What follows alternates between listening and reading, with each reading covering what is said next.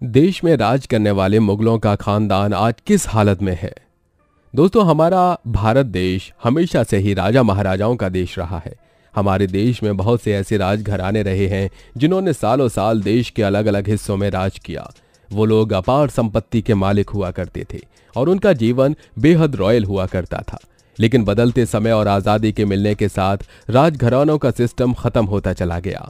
एक प्रजातंत्र होने के नाते भारत में सरकार की हुकूमत चलने लगी और राजघरानों की हुकूमत खत्म होने लगी। लेकिन सिर्फ इतना ही नहीं हुआ, बल्कि राजघराने के लोगों को हमारी और आपकी तरह आम जिंदगी बिताना शुरू करना पड़ा।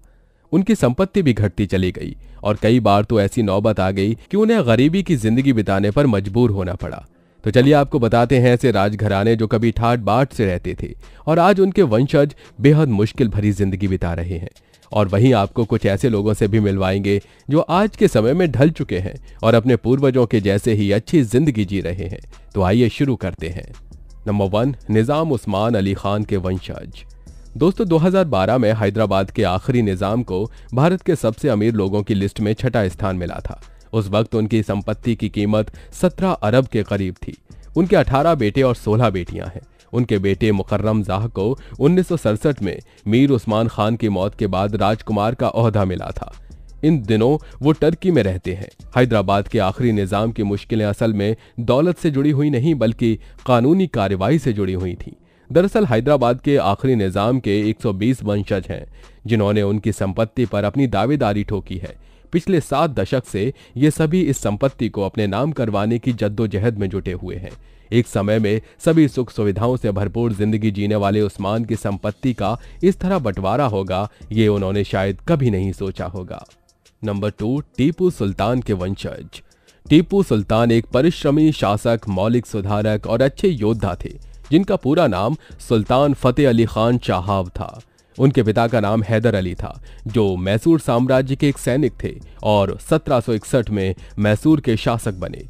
अंग्रेजों के खिलाफ अपनी वीरता से प्रभावित करने वाले टीपू सुल्तान के पिता हैदर अली ने उन्हें शेर मैसूर के खिताब से नवाजा था। पिता की मृत्यु के बाद टीपू सुल्तान को 1782 में मैसूर की गद्दी सौंपी और शासक बनाया गया। टीपू सुल्तान के निधन के बाद ब्रिटिश सरकार ने उनके परिवार को मैसूर से कोलकाता शिफ्ट कर दिया और निरंतर इस कोशिश में रहे कि वो दक्षिण भारत कभी न लौटे। ऐसा कहा जाता है कि जब टीपू सुल्तान की सबसे बड़ी बेटी फातिमा बेगम के जेवरों को ईस्ट इंडिया कंपनी ने अपने कब्जे में करने के लिए गाड़ियां भेजीं, तो उनके सभी गहनों को इकट्ठा करने के लिए 6 बैलगाड़ियों की जरूरत पड़ी। लेकिन आज उनका परिवार कोलकाता में बहुत गरीबी में रहने को मजबूर है। टीपू सुल्तान की प्रपौत्री साहबजादी रहमुन्निसा के पति साहिबजादा सैयद मंसूर अली ने कुछ समय पहले एक कैंपेन शुरू करके लोगों से टीपू सुल्तान के परिवार की मदद करने के लिए कहा था। उनके परिवार के अधिकतर लोग साइकिल रिक्शा चलाने, साइकिल रिपेयर करने, इलेक्ट्रीशियन और टेलरिंग के काम में लगे हैं। आज टीपू सुल्तान के वंशज पाई पाई को मोहताज हैं। नंबर 3, अकबर के वंशज। बादशाह अकबर का नाम भारतीय इतिहास के महान राजाओं में गिना जाता है जिन्होंने देश की तरक्की के लिए काफी कुछ किया। पर अकबर के बाद मुगल सल्तनत का जो पतन शुरू हुआ उसे कोई नहीं रोक पाया। भले ही अकबर भारतीय मूल का नहीं था, पर उन्होंने भारतीय संस्कृति का सम्मान किया और यहाँ की मिट्टी को शायद बाकी शासकों से कहीं अधिक समझा भी था। अकबर भले ही विदेशी मूल का था, पर कई दशकों तक भारत पर राज करने वाले अकबर का जन्म भारत में ही हुआ था। अकबर ने न सिर्फ मुसलमानों बल्कि हिंदू आबादी के लिए भी कई सराहनीय काम किए जिसके लिए उनकी प्रशंसा की जाती है। खैर, अब न राजा रहे न रजवाड़े, सल्तनतें कब की खत्म हो गईं।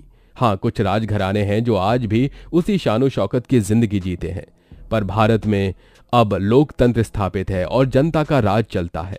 आप जानकर हैरान होंगे कि मुगलों के वंशज आज भी हिंदुस्तान के बाशिंदे हैं।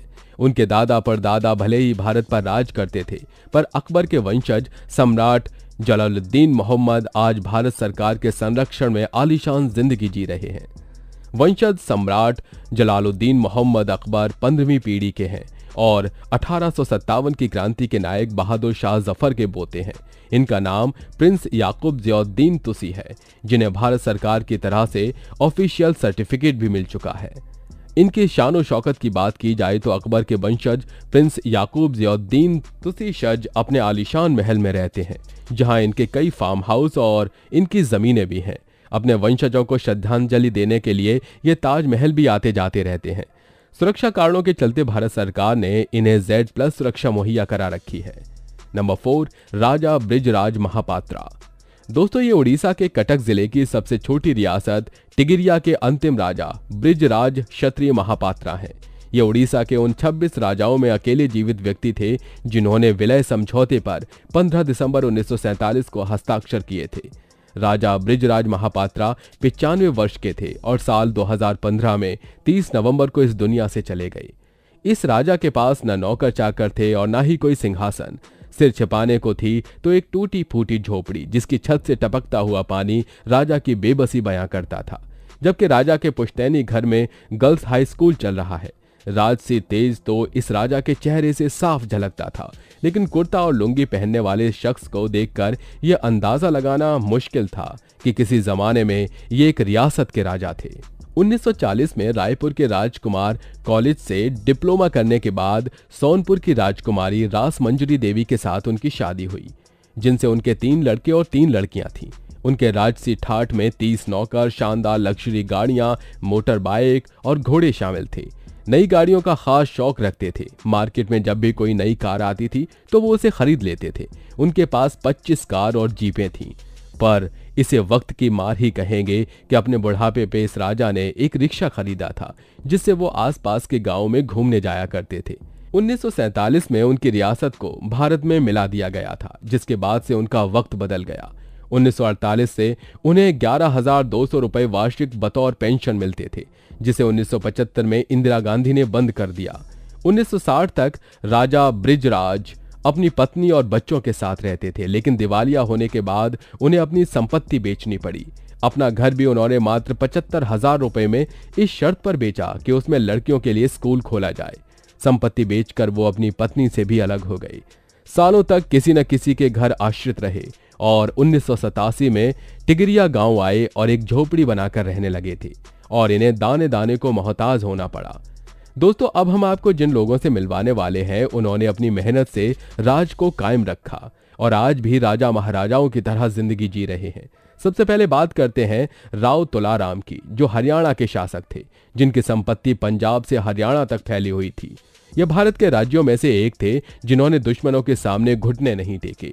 हालांकि एक यात्रा के दौरान उनकी मृत्यु हो गई थी, लेकिन आज भी उनके वंशज हरियाणा में रहते हैं, जिनमें से राव इंद्रजीत सिंह मंत्री होने के साथ ही एक जबरदस्त निशानेबाज भी हैं, जो बहुत कुशलता से अपनी राजनीति चला रहे हैं, साथ ही अपने परिवार के साथ एक अच्छी स्थिति में अच्छा जीवन बिता रहे हैं। महाराणा प्रताप। दोस्तों, महाराणा के शौर्य गाथाओं से तो हम सभी वाकिफ हैं, जिनका राजवंश सूर्यवंशी सिसोदिया भारत के सबसे प्राचीन राजवंशों में से एक है। कहा जाता है कि इस राजवंश ने मेवाड़ की रियासत पर कई सालों तक राज किया था और देश के आजाद होने के बाद सबसे पहले विलय भी यही राज्य हुआ था। महाराणा प्रताप के वंशज में प्रमुख अरविंद सिंह मेवाड़ में आज भी महल में रहते हैं, जहां पर कभी महाराणा प्रताप का दरबार लगता था। महाराणा प्रताप के बाद अरविंद सिंह मेवाड़ के 21वें राणा हैं, जिनकी शादी कच्छ की राजकुमारी के साथ हुई थी और आज ये कई होटल्स के मालिक हैं, जिसकी वजह से ये अपना जीवन ठीक उसी रसूख के साथ जी रहे हैं जैसे उनके पूर्वज जिया करते थे। उन्होंने अपनी मेहनत से अपने पूर्वजों का नाम आज भी बनाए रखा है और आज भी उसी शान शौकत के साथ गर्व से अपनी जिंदगी जी रहे हैं। तो दोस्तों, ये थी आज की वीडियो जो हमारे प्राचीन राजवंशों के बारे में थी। इस वीडियो में हमने आपको बताया कि किस तरह से कुछ शासकों के वंशज पाई पाई के लिए मोहताज हैं, तो वहीं कुछ वंशज ऐसे भी हैं जो आज भी अपने पूर्वजों की तरह ठाट बाट से अपना जीवन जी रहे हैं। दोस्तों, आपको आज की वीडियो कैसी लगी हमें कमेंट सेक्शन में जरूर बताएं। इसे अपने दोस्तों के साथ भी शेयर करें और चैनल पर नए हैं तो सब्सक्राइब करके बेल आइकन को प्रेस करना बिल्कुल ना भूलें।